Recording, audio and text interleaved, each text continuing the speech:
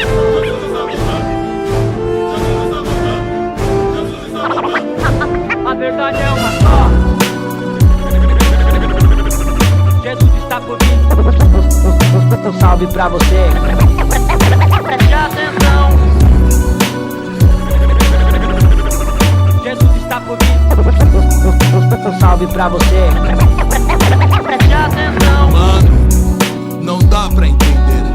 O mundo está acabando com você, aquele amor da sua vida está se afastando. Jesus está voltando e o mal te inflamando. Perdeu a autoestima, grande personalidade, mano, que vaidade pede necessidade. Misericórdia de Deus que ilumina o seu caminho. Intertido no vício, vai tomar tiro. Conhecido como funça, você só enrola, vendendo seus artigos por causa de esmola. Cocaína, rachixe, o 12 do mundo. Gíria de vagabundo, tampa acesso, cova sem fundo. Na Holanda, maconha é usada para fins medicinais, mas no Brasil, parceiro, cada tufão corre a massa. Holanda, primeiro país a legalizar a prostituição. Brasil, prostituição é manipulação.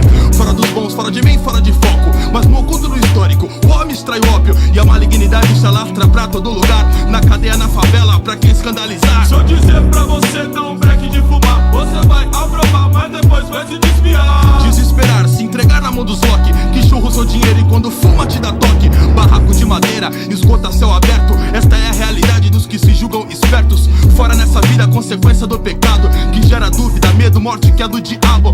Não adianta acabar com a violência, fazer projeto, criar presídio, é passatempo. Não adianta matar bandido, porque amanhã nascerá outro grupo de extermínio. Jesus está voltando, Jesus está voltando, Jesus está voltando. E o homem se armando. Jesus está voltando, Jesus está voltando. A verdade é uma só.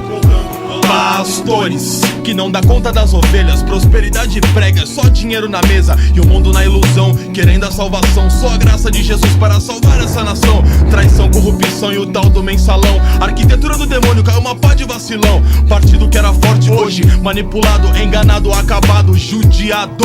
Quem tem, tem. Quem não tem fica sem nada. Cadê os direitos iguais? Aí virou palhaçada. Eu quero ver quando Jesus voltar. Vai ser só loucura, você pode acreditar. O príncipe deste mundo ronda até os destaques.